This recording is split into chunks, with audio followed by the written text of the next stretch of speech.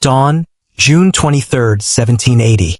On the west bank of the Rahway River, outside a New Jersey crossroads town called Springfield, a colonel from Providence, Rhode Island, was counting his men for the third time that morning, hoping the number would change. Didn't. 160 soldiers. Some sick with camp fever, some barely fit to stand, all of them holding a wooden bridge that a British and Hessian army of 5,000 men, with cavalry and nearly 20 cannon, was about to try to cross. Colonel Israel Angel had one working artillery piece. He had orders to hold the crossing as long as humanly possible. He did not have orders on what as long as possible was supposed to mean when it ran out. The British were confident. New Jersey, they believed, was tired of the war and ready to be taken. They were about to learn, in the span of 40 minutes, exactly how wrong that confidence was. So how does a regiment reduced to a sixth of its paper strength stop an army meant to end the American Revolution in the North? And why, of all the famous stands of that war, has almost nobody heard of this one? France had allied with the Americans 2 years earlier, but French troops had not yet arrived in decisive numbers. British commander Sir Henry Clinton had just captured Charleston, South Carolina, the worst American defeat of the entire war, and was shifting the Crown's main effort south. Left behind in New York City, holding the largest British garrison in North America, was a 63-year-old Hessian lieutenant general named Wilhelm von Kniphausen. Kniphausen saw an opportunity. Reports reaching New York, some real, some wishful thinking planted by loyalist informants, suggested that New Jersey's population was war-weary and that Washington's mutiny-rattled army might simply collapse if pressed. Kniphausen proposed a strike inland from Staten Island, through Elizabethtown, toward the Continental Army's camp at Morristown. If he could seize the high ground at a place called Hobart Gap, the road to Washington's headquarters would lie open. It was an ambitious plan built on a shaky premise. And standing between Kniphausen's army and that gap, without either side quite knowing it yet, was a Cooper from Rhode Island who had spent 5 years turning himself into one of the most stubborn regimental commanders in the Continental Line. Israel Angel was born in Providence in 1740, the descendant of one of Rhode Island's original settler families. Before the war, he made barrels for a living, unglamorous, exacting work that rewards patience and punishes shortcuts.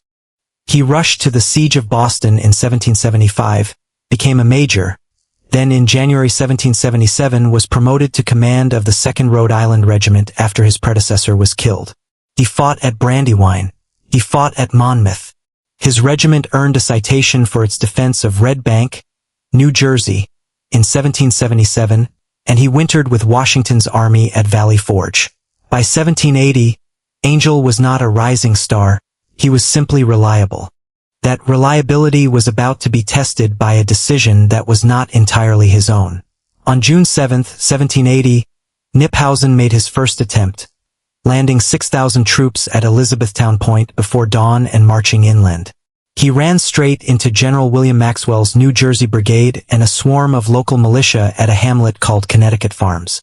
The fighting lasted from roughly 8 in the morning until 11:30, house to house, hedgerow to hedgerow, and it stopped the British cold.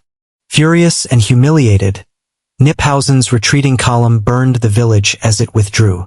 In the chaos, a musket ball came through the window of the local parsonage and killed a woman named Hannah Caldwell, mother of 9, wife of the Continental Army chaplain Reverend James Caldwell. Whether she was shot deliberately or by accident has never been settled. It didn't matter to the men who heard about it. By nightfall, Connecticut Farms was not just a place. It was a reason. Here is the small, quiet irony sitting underneath everything that followed. Kniphausen's failed June 7th raid should have told him exactly what he was going to face on June 23rd. Didn't. He tried again anyway, with the same route, the same objective, and this time the full weight of his army. Picture the ground for a moment because it decided everything that happened next. General Nathaniel Greene organized his outnumbered force into 4 successive lines of defense along the Galloping Hill Road. He ordered the plank decking torn off the bridges to slow any crossing. And for the second line, he placed Israel Angel and the 2nd Rhode Island at the Galloping Hill Bridge itself, with a simple, brutal assignment: hold the crossing as long as you can. Before dawn on June 23rd, Kniphausen's army moved out of Elizabethtown in 2 columns. The main column, under Kniphausen himself, pushed up the Galloping Hill Road through the ashes of Connecticut farms. A second column under Major General Edward Matthew swung toward the Vauxhall Road to strike the American left, where Continental Cavalry officer Henry Lee held a second crossing with his partisan corps. At Connecticut farms, Dayton's New Jersey men did what they'd done 2 weeks earlier. They slowed the column, then fell back in order, buying the first hour. That put the full weight of Kniphausen's main column onto Engel's line at the Galloping Hill Bridge by mid-morning. Now shift to the other side of that river. Kniphausen had 6,000 veteran troops and roughly 20 guns. He deployed 6 of those cannon against a bridge held by a regiment he almost certainly outnumbered by more than 30-1. The Americans answered with 1 gun, their only piece on that stretch of line. From the British side of the Rahway, it must have looked less like a battle and more like an inconvenience about to be cleared off the road. It wasn't. Engel's Rhode Islanders held the west bank and poured musket fire across the open span, while their single cannon answered the British battery shot for shot. The exchange was close enough and long enough that the Americans began to run low on wadding. Reverend James Caldwell, the same chaplain whose wife had been killed 16 days earlier, was moving among the men that morning. When the wadding ran short, Caldwell grabbed an armful of hymnals from the Springfield Presbyterian Church and started tearing out pages and handing them to the gunners. "Give 'em what's, boys," he is said to have told them. "Stay with this next detail because it's the hinge the whole battle turns on." Kniphausen tried to force the bridge twice, straight up the middle, and got thrown back twice by Engel's fire. So Kniphausen did the only sensible thing left to him. He stopped attacking the bridge directly and started moving troops to cross the shallow river upstream and downstream of it, to come at Engel's flanks instead. For 40 minutes, measured, recorded, remembered specifically as 40 minutes by soldiers who lived through it, Engel's 160 men held that crossing against a force several times their size. Then the flanking fire began landing from both sides of the line at once, and Angel, a barrel-maker's patience, not a fool's stubbornness, gave the order to fall back. They did not break. They retreated fighting, in order, falling back toward a second bridge over a smaller stream called Vanderpool's Brook. The British pushed into Springfield itself. Houses, barns, the church, torched, one by one, as the column advanced. Then the ground worked against Kniphausen. Greene had fallen back to high terrain near a place called Bryant's Tavern, and the militia turnout that had been trickling in all morning was no longer trickling. It was a flood. Companies from towns up and down the county poured onto the flanking hills in numbers Kniphausen could not accurately count and did not want to test. Von Kniphausen looked at the high ground. He looked at the cannon Greene had waiting on it. He looked at militia numbers climbing by the hour on both his flanks. He stopped. He gave the order to withdraw. By nightfall his army was marching back the way it came, burning what remained of Springfield behind it, while militia snipers harassed the retreating column nearly the whole way back to Elizabethtown Point. Just after midnight, the last British boats pushed off for Staten Island. They would never set foot in New Jersey in force again. Here are the numbers, and they are worth sitting with for a moment. American Continental losses on June 23 alone: 13 killed, 49 wounded, 9 missing. Across the full 2-week campaign, British and Hessian casualties are recorded at roughly 25 killed, 234 wounded, and 48 missing. Some contemporary tallies for the combined operation run even higher, past 300 total. The ripple effects went further than New Jersey.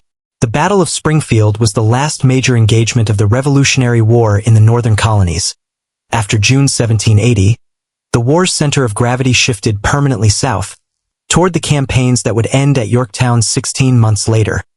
Israel Angel stayed with the Continental Army through the following winter, then retired from service on January 1, 1781, and went home to Rhode Island, where he lived, remarkably, given everything he'd survived, for another 51 years, dying in 1832 at the age of 91, one of the longest-lived veterans of the entire war. Reverend James Caldwell did not get that kind of ending.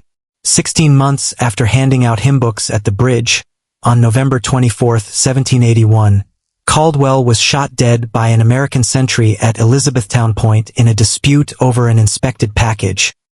He is buried beside Hannah in the churchyard of the church he'd served for 30 years, the husband and wife both killed, for 1,000 days apart on the same few miles of New Jersey road.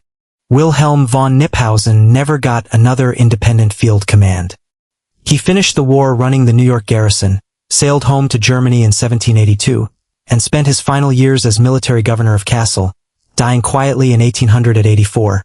Outliving both Caldwells, outliving the war itself, and outliving, it seems, most memory of the one June morning a barrelmaker's regiment stopped his army at a bridge he outnumbered 30-1. A regiment nobody remembers stopped an army everybody's heard of. And the price of remembering it right is that the war's most famous ending, Yorktown, only happened because of battles like this one that most people can't name. If you drive through Union, New Jersey, today, there's a stone marker at the site of the old Galloping Hill Bridge, quoting Washington's own words about Angle's men. The Rahway River still runs underneath it, no wider than a driveway in most places. An unimpressive little crossing to have decided, for one morning in 1780, whether the Continental Army's main camp would still exist by nightfall.